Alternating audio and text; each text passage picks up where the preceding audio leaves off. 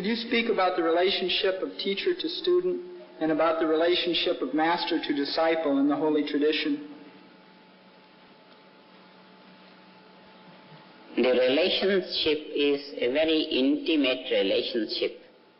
Student and teacher relationship is a very intimate relationship. The same relationship is between the master and the disciple, because the disciple is just a seeker of knowledge, seeker of enlightenment, and so is the student to his master. He wants to know more about physics, chemistry, geography.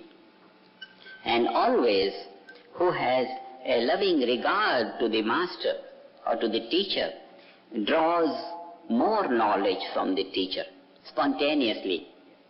The teacher is more drawn to him, he is more drawn to knowledge, he draws more. It's like when the cup is overflowing, the direction that has a greater slope draws more from the overflow. The knowledge comes out of a teacher, and so many receive. Those who have greater slope means greater receptivity, more receptivity. They receive more. And if the teacher is saying something and the student is formulating, no, how can this be? He is formulating questions, and he is formulating doubts, and he is opposing in his mind, no, it can't be like that. And next point he says, and in his mind he says, no, it can't be like that, and no, it can't be like that. He is putting resistance for the flow of knowledge.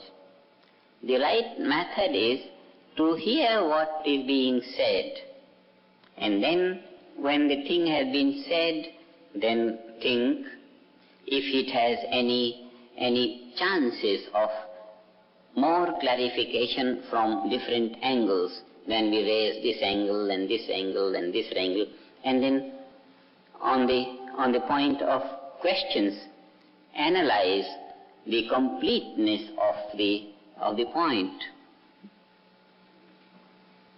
The relationship between teacher and the student is the relationship of freedom, absolute freedom. When the teacher enrolls a student, he gives him a free hold. You will ask anything, and I am prepared to answer if I know about that area. This freedom, the teacher takes upon himself to teach, the student takes upon himself to learn, and this is the registration between them. Both of them get into a contract. I will teach, he says, I will learn, and this gives freedom to the student to ask questions. Absolute freedom to ask questions, till all the questions are exhausted and the student stands on the level of the teacher as far as the knowledge is concerned. And this is what every teacher wants. The desire of every teacher is to see his student more with knowledge than what he has. And this is the desire of parents, mother, father. Every father has a desire to see his son more than what he is. More knowledge, more power, more prosperity, more wealth, more name, more fame, more useful to others, more useful to himself.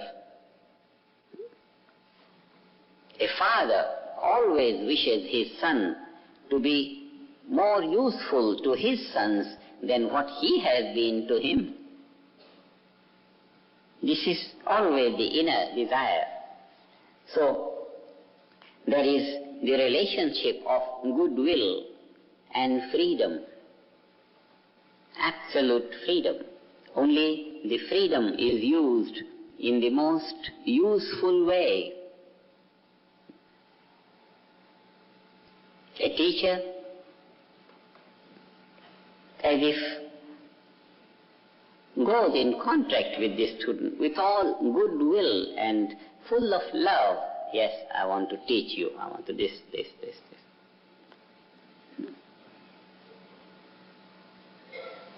Always there is a very intimate relationship between the teacher and the student. And the teacher is like a pond, like an ocean, full of water. And the water is always ready to flow. But it will flow to a field if the channel has been made. You draw a pipeline from the level of the water to the field, and the water flows. You don't bring the pipeline, the water with all its desire to flow is unable to flow. The student draws the pipeline for the knowledge to flow on to his heart from the heart of the teacher. That the student has to do. The teacher is ready to flow, the knowledge is ready to overflow.